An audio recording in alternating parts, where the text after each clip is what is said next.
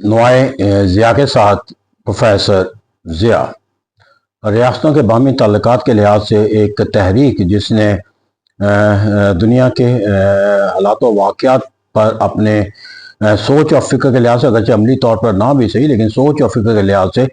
ایک گہرے اثرات جو مرتب کیے ہیں، اس کو نان الائن موومنٹ کہا جاتا ہے، یا جس کو اردو میں ہم ایک غیر جانبدار تحریک کا نام دیتے ہیں۔ بنیادی طور پر اس تحریک کا اگر تصور کے لحاظ سے عملی شکل کے اندر اس کو ایز اے ریاستوں کی سوچ اور فکر کا آئینہ دار عمل کے لحاظ سے دیکھا جائے تو یہ سب سے پہلے 1955 میں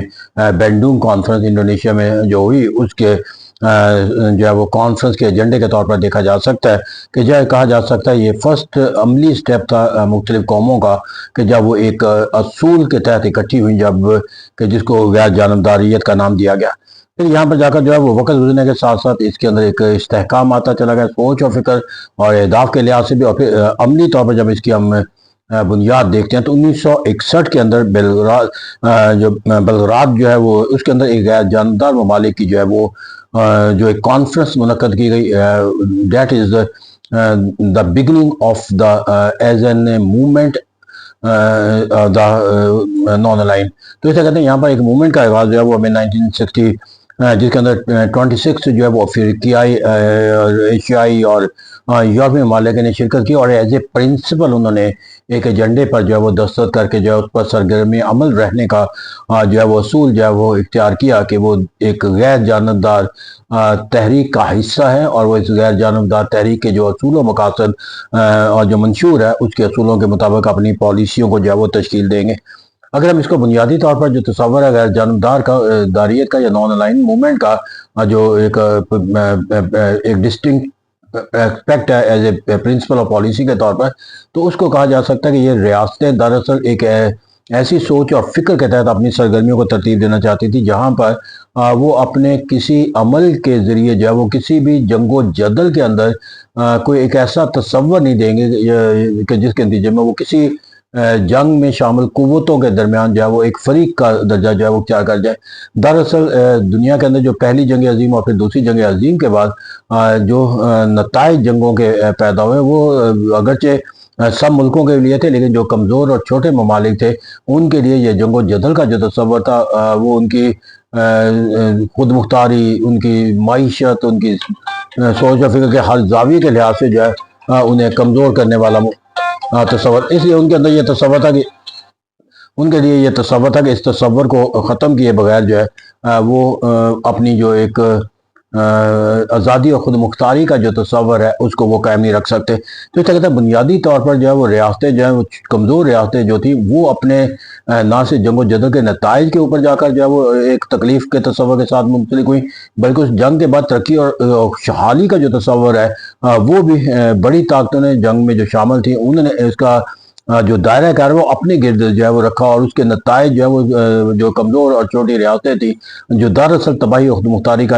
ایک لحاظ سے جو ایک بہترین علامت بنی تھی، ان کے سوچ اور فکر میں بڑی طاقتوں کے اندر ان کے لیے کوئی کردار جو ہے وہ شامل نہیں تھا، اور اسی کے نتیجے میں اندر ایک رد عمل کے طور پر یہ سوچ اور فکر ہوئی جب جنگ و جدل کے اندر ان کو ایز اے جو ہے وہ ایک را مٹیریل ایلیمنٹ کے طور پر یا ایک ایندھن کے طور پر استعمال تو کیا جاتا ہے، لیکن جنگ کے بعد اس کے نتائج جو ہے اسے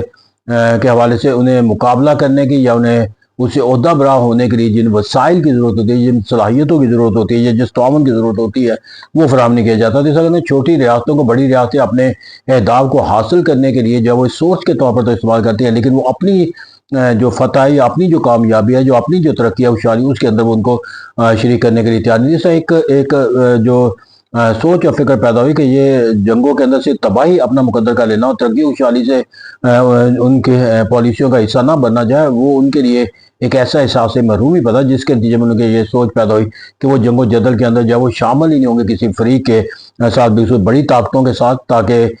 وہ اس جنگ کے جو نقصانات ہیں اس سے اپنے آپ کو جو ہے محفوظ جو ہے وہ رکھ سکے۔ تو اگر ہم دیکھیں بنیادی طور پر جو کہ اس کے ہم نے کہا کہ محرکات کے لحاظ سے دیکھیں تو محرک ہم نے سب سے پہلے جو بیان کیا کہ یہ دراصل بڑی طاقتوں کی جنگ و جدل کے اندر جو اپنے مفادات کے حصول کا جو جذبہ پایا جاتا تھا وار کرنے کے لیے، اور وار کے بعد جو ہے اس سے فائدہ اٹھانے کے لیے اس کے ایک رد عمل کے طور پر جو ہے وہ تحریک جو ہے وہ غیر جانبدار جو ہے وہ ہمارے سامنے آتی ہے۔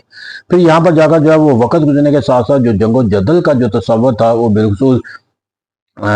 دوسری جنگ عظیم کے بعد ہیروشیما اور ناگاساکی کے بعد یہ ایک ایسے تصور کے ساتھ منسلک ہوا ہے جہاں پر تباہی اور بربادی کا جو دائرہ کار ہے وہ اتنا خوفناک اور شدت اختیار کر سکتا ہے، جہاں پر جو ہے وہ قوموں کی جو حیات ہے یا قوموں کا وجود جو ہے وہ ایک انسانی المیہ کے ساتھ جو ہے وہ منسلک ہو سکتا ہے۔ تو اس طرح کہتے ہیں جوں یہ جنگ کے جو تصورات ہیں وہ لوگوں کے لیے اور قوموں کے لیے تباہی اور بربادی کا زیادہ خوفناک منظر جو ہے وہ پیدا کرتے چلے گئے، تو اس کے نتیجے کے اندر وہ سوچ اور فکر جو ہے وہ اور بھی زیادہ شدت اختیار کرتے چلی گئی کہ جنگ و جدل کا جو ہے وہ روکنا ضروری ہے اور جنگ و جدل کے دائرہ کار کو محدود رکھنا ضروری ہے، اور اگر نان لائن موومنٹ کے ممالک جو ہے وہ جنگ و جدل کا حصہ نہیں بنیں گے تو اسے یا تو جنگ و جدل کا تصور ختم ہو جائے گا، یا اگر نہ بھی ہو تو کم سے کم اس کے دائرہ کار کو پھیلنے سے روکا جا سکتا ہے۔ اس طرح بڑی طاقتیں جو ہیں وہ جب جنگ و جدل کے لیے اپنے حلیف تلاش کرنے کی کوشش کریں گی تو انہیں جب کوئی حلیف نہیں ملے گا تو آج خود جو ہے وہ جنگ و جدل کے تصور کو جو ہے وہ اختیار کرنے سے قاصر ہو جائیں گے۔ پھر یہاں پر جا کر جو ایک اور تصور جو نان لائن موومنٹ کا تصور پیدا ہوا وہ یہ تھا کہ جو غلامی کا جو تصور تھا افریقہ کے ریشوں میں ایشیائی ریاستوں میں، حتیٰ کہ کئی یورپین ممالک کے اندر بھی ان کو غلامی کا تصور جب وہ اپنی سوورینٹی کے وائلیشن کے تصور کے ساتھ تھا، اور اس لیے وہ اپنی جو خود مختاری اور آزادی کا جو تصور ہے وہ حاصل کرنا چاہتے تھے۔ لیکن المیہ یہ تھا کہ جو بڑی طاقتیں تھیں ان کے نزدیک جو غلامی کا جو تصور تھا وہ نہیں تھا جو بہت سی افریقہ کی اور ایشیائی قوموں کا یا ریاستوں کا تصور پایا جاتا تھا، کیونکہ جو کلونیلزم کا جو کانسیپٹ تھا وہ دراصل بڑی طاقتوں کے لیے تھا اور بڑی طاقتیں اس پر جو ہے وہ قائم تھی، اور اس کے بعد بھی وہ کلونیلزم کے کسی ایک کانسیپٹ کو جو ہے وہ نئی شکل کے ساتھ جو ہے وہ نافذ عمل کرنے کے لیے جو وہ جو کوشاں تھی۔ اس طرح جو غلامی کا جو تصور تھا، بڑی طاقتوں کی غلامی کا تصور، وہ کلونیلزم کے کمزور یا ختم ہونے کے باوجود جو ہے اس کے نتائج اور اثرات کے لحاظ سے اس کا خاتمہ جو ہے وہ چھوٹی ریاستوں کے لیے ممکن نظر نہیں آتا تھا۔ اس طرح انہوں نے اپنی آزادی و خود مختاری کا جو تصور ہے اس کو غلامی کا جو تصور ان کا تھا اس کے، اور جو یورپین یونین کے نزدیک جو غلامی کا اور جو آزادی کا جو تصور تھا اس کے درمیان بنیادی طور پر فرق تھا۔ ان کے نزدیک آزادی اور کا تصور یہ تھا کہ وہ اپنے مفادات کے تحفہ فروغ کے لیے سرگرداں رہیں، اور ان کے نزدیک غلامی کا جو تصور تھا وہ اپنی جو طاقت ہے اس کے لحاظ سے ان کا کسی دوسری طاقت سے جو ہے وہ جو ہے اس کے سوچ اور فکر کے جو ہے وہ زیر اثر آ جانا تھا۔ آہستہ جو آزادی کی جو تحریکیں تھیں، نسل پرستی کی طریقے تھی یا خود مختاری کی طریقے تھے، ان کے لیے جو ہے وہ جنگ و جدل کے کامیابی کے باوجود جو ہے وہ ریاستیں جو ہے وہ اپنی سوچ اور فکر کے ساتھ اس سے منسلک، بلکہ وہی قومیں جو ہے وہ دراصل اس تمام تر نتائج کا ذمہ دار تھی جس کو دوسری جنگ عظیم کے بعد بھی جو ہے وہ غلامی کے تصور کے ساتھ منتقل کیا جاتا ہے۔ اس طرح غلامی کے تصور کو آزادی کے تصور بننے کے لیے ان ملکوں کا آپس میں اکٹھا ہونا ضروری تھا کہ جو غلامی کو اپنی خود مختاری کے تصور کے ساتھ منسلک کرتے ہیں، اور غلامی کا خاتمہ ان کے نزدیک وہی ہے جب وہ ایک سوورن ریاست کے طور پر جو ہے وہ درجہ حاصل کر سکیں۔ پھر یہاں پر جا کر انہیں جو ایک اور نان لائن موومنٹ کے قیام کا جو ایک محرک قرار دیا جاتا ہے یا اسباب سمجھا جاتا ہے، وہ باہمی ترقی کا تصور تھا، کیونکہ جو ایک ترقی پذیر ممالک تھے جن کے بنیادی اتحاد تھا، جن کو نان لائن موومنٹ کا نام دیا گیا، وہ اپنے مسائل کے لحاظ سے اور اپنے جو ریسورسز تھے وہ یکساں طاقت رکھتے، ان کے درمیان جو باہمی تعاون تھا وہ زیادہ مثبت ہو سکتا تھا، کیونکہ اس طرح بڑی طاقتیں جو ہیں وہ اپنی بڑی مارکیٹ ہونے کے نتیجے یا اپنی ترقی کے لحاظ سے دوسری قوموں سے آگے ہونے کے نتیجے کے اندر وہ کسی دوسرے ملک کے ساتھ جب کچھ تجارتی سرگرمیاں کرتی تھی تو وہاں پر جو ہے وہ کمزور ملکوں کے لیے جو ہے وہ اپنے تجارتی مفادات کا ایک بڑی تجارتی ملک کی طاقت کے مقابلے میں جو ہے وہ محفوظ کرنا ممکن نہیں رہتا تھا۔ اس طرح وہاں پر جو کمزور یا چھوٹے ممالک ہیں ان کے اندر یہ احساس ہوا کہ وہ اپنے مسائل کو حل کرنا چاہتے ہیں اور اپنی ترقی و خوشحالی کو یقینی بنانا چاہتے ہیں، تو ان کے اپنے باہمی جو ایک الائنس ہے اس کو جو ہے وہ مضبوط بنانا ہوگا۔ پھر یہاں پر جا کر جو ان کی ایک امن بھی خواہش تھی، امن اگرچہ ہر ایک کی خواہش ہوتی ہے لیکن خاص طور پہ وہ ممالک جو وسائل کے لحاظ سے محدود ہیں، جو ترقی و خوشحالی سے دور ہیں، ان کے لیے جو ہے وہ جنگ و جدل کا جو تصور ہے وہ ہر قیمت کے اوپر، ہر سطح کے اوپر جو ہے ایک تکلیف دہ پہلو رکھتا ہے۔ تو اس طرح کہتے ہیں کہ وہ وسائل جو جنگ و جدل کے لیے صرف ہوتے تھے، ان قوموں کے اندر ایک جبلت پیدا ہوئی، ہم ان وسائل کو کیوں نہ لوگوں کی فلاح و بہبود کے لیے استعمال کریں، تاکہ اس سے لوگوں کی جو حالات اذکار ہے اس کو وہ بہتر بنایا جا سکے۔ تو اس طرح کہتے ہیں یہ سوچ اور فکر نے بھی ایک نان الائن موومنٹ کو وہ تشکیل دیا تھا، کہ یہ اسی وقت ممکن تھا جب آپ جنگوں کے خلاف وہ اپنا سوچ اور فکر کا اظہار کریں، اور جنگوں کو روکنے کے لیے ایک عملی جو سوچ اور فکر کو وہ اختیار کریں، اور نان الائن موومنٹ اسی کی عکاسی کرتے ہیں۔ تو اس طرح اگر ہم اس کے تمام جو پہلو ہے اس کو بنیاد بنا کر اگر ہم غیر جانبدار تحریک کے جو اغراض و مقاصد ہے اس کا احاطہ کرنا چاہیں، تو بنیادی طور پر کہا جا سکتا ہے کہ اس کا مقصد وہ ایک آزادانہ خارجہ پالیسی کی بنیاد رکھنا تھا۔ یعنی کہ آزادانہ خارجہ پالیسی سے کیا مراد ہے کہ جہاں پر ایک ریاست وہ کسی دوسری ریاست کے ایجنڈے کے ساتھ اپنے آپ کو منسلک نہ کرے، یا ایک ریاست کے جو جارحانہ اقدامات ہیں اس اقدامات کے ساتھ وہ اپنے آپ کو منسلک نہ کرے، کیونکہ بڑی طاقتوں کی جو سوچ اور فکر کے درمیان جو تضاد ہوتا تھا وہ ذریعہ بنتا تھا، چھوٹی ریاستیں ان کے ساتھ وہ ایک ناگزیر عمل کے وجہ تصور کرتے ہوئے اس کا حصہ بن جاتی تھی۔ پہلی دفعہ غیر جانبدار تحریک کے تحت ریاستوں کو یہ ایک سوچ اور فکر دی گئی کہ وہ اپنا فیصلہ سازی کا اختیار ایز اے سوورن ریاست کے طور پر کرے، اور اپنی جو دوسرے ملکوں کے ساتھ تعلقات کی جو نوعیت ہے، حیت ہے اور جو دائرہ کار ہے اس کو مثبت اور منفی بنانے کے لیے وہ اپنی سوچ اور فکر کے دائرہ کار کا پیمانہ بنائے، نہ کہ وہ کسی دوسرے کے مفادات کا وہ آئینہ دار بن کر رہے۔ جیسے آزاد خارجہ پالیسی اس کا ایک بنیادی تصور تھا۔ پھر امن کی خواہش ہے، کمزور ریاستیں جو طاقت کے حصول سے وہ محروم ہوتی ہیں، ان کے لیے تو سب سے زیادہ امن کی ضرورت ہے، کیونکہ وہ امن کے بغیر تو وہ اپنے لوگوں کی ترقی و خوشحالی کا کوئی عمل اختیار نہیں، اور پھر وسائل کا نہ ہونا وہ ایک اور المیہ بن جاتا ہے۔ اس کا وسائل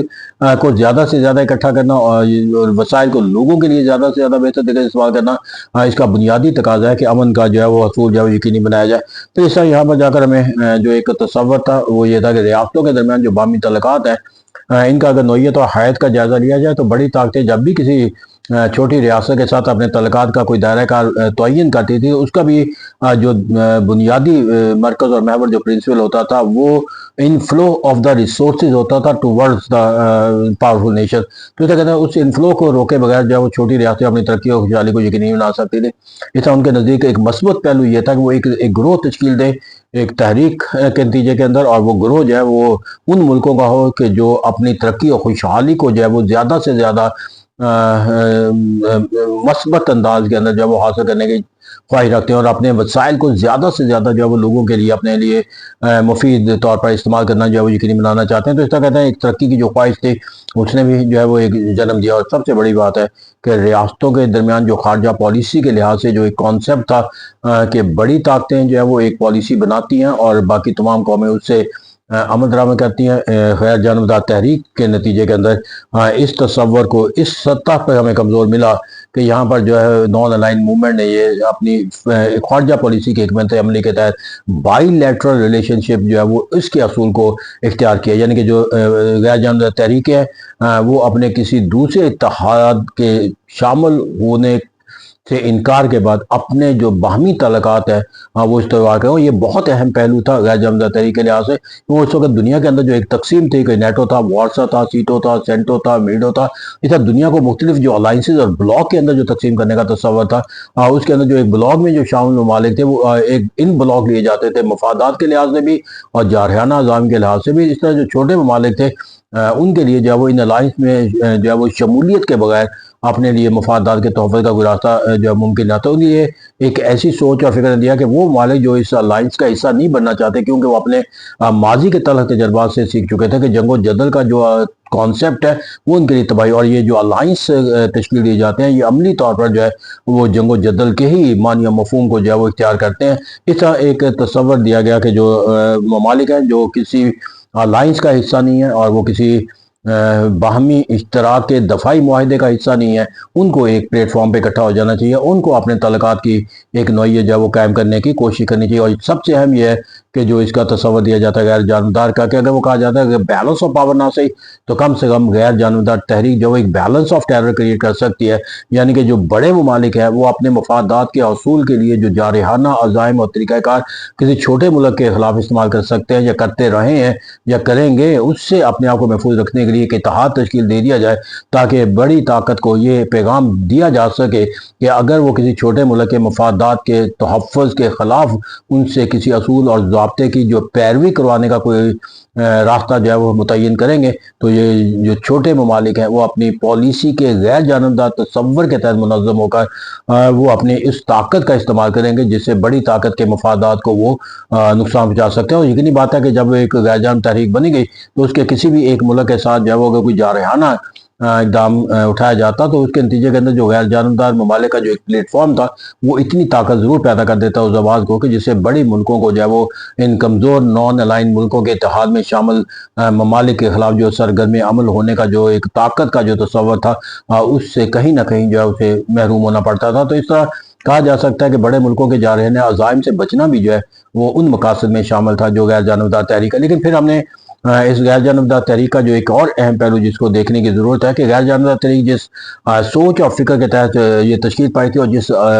مصمم ارادے اور کامیابی کے جس دائرہ کار کو حاصل کرنے کے لیے تشکیل دی گئی تھی، وقت گزرنے کے ساتھ ساتھ ان تمام پہلوؤں سے غیر جانبدار تحریک جب وہ ہمیں کمزور ہوتی ہوئی نظر آتی ہے۔ وہ انیشیٹو جو لیا گیا تھا اب اس کی طاقت ہمیں نظر نہیں آتی، اور اس طرح کی جو سرگرمیاں کی جاتی تھی اجلاس سمٹ وہ ہمیں نظر نہیں آتے۔ پالیسی کے اندر جو ہے وہ ہمیں یونیفارمٹی خود جو نان الائن ملکوں کے اندر وہ نظر نہیں آتی، جو ان کے اندر جو الائنس سے علیحدہ ہونے کا جو کانسیپٹ تھا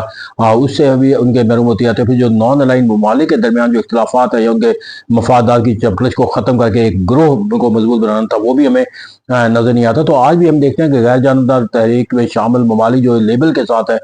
وہ اپنے مقاصد کے حصول کے لیے یا اپنے مفادات کے تحفظ اور فروغ دینے کے لیے بالواسطہ یا بلا واسطہ جو ہے وہ الائنس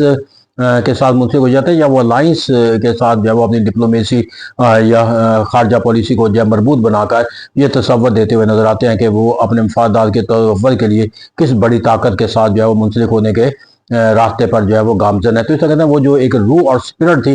کہ اپنے آپ کو جنگ و جدل سے دور رکھنا ہے، بڑی طاقتوں سے اپنے آپ کو لائنس تحفظ سے دور رکھنا اور باہم اتحاد کو تشکیل دینا ہے، اگر ہم یہاں پر دیکھا جائے تو عملی طور پر وہ تمام پہلو جو ہے وہ ان شکل و صورت یا حیت اور نوعیت کے تحت اسٹیبلش نہیں ہو سکے جس کے بغیر جو ہے وہ نان الائن موومنٹ کو ایک ایسی تحریک کے نتیجے کے طور پر جو ہے وہ دنیا میں ایک تسلیم کروایا جا سکتا تھا کہ جب دنیا کے تمام سرگرمیاں جو ہیں وہ جو حالات و واقعات ہیں اور اس کی تشکیل اور اس کی جو ایک ترتیب ہے وہ نان الائن موومنٹ کے منشور کے خلاف جو ہے وہ نہیں تشکیل دی جا سکتی، نہ نان الائن ممالک کے منشور کے برخلاف جو ہے وہ کوئی سرگرمی جو ہے وہ کامیابی کے کوئی معنی و مفہوم سے جو ہے وہ ہمکنار ہو سکتے۔ آج بھی ہمیں ایک ایسی ہاسٹیلٹیز نظر آتی ہیں جو دنیا کے امن کے خلاف ہے، لیکن نان الائن موومنٹ جو ہے وہ ہمیں کہیں نظر نہیں آتی۔ ریاستوں کے مسائل جو غریب ممالک ہیں وہاں موجود ہیں لیکن ان کے درمیان تعاون کی کوئی شکل نظر نہیں آتی۔ اس طرح بین الاقوامی سطح پہ بڑی طاقتوں کی جو سرگرمی ہے اس کو روکنے کے لیے جو ایک پلیٹ فارم اور ایک مرکز پہ اکٹھا ہونا وہ ہمیں کہیں اصولی طور پر نظر نہیں آتا۔ تو اس طرح کہتے ہیں غیر جانبدار تحریک جس طاقت کے ساتھ ہمارے سامنے کھڑی تھی وقت گزرنے کے ساتھ ساتھ جو ہے وہ حالات و واقعات اور بڑی طاقتوں کی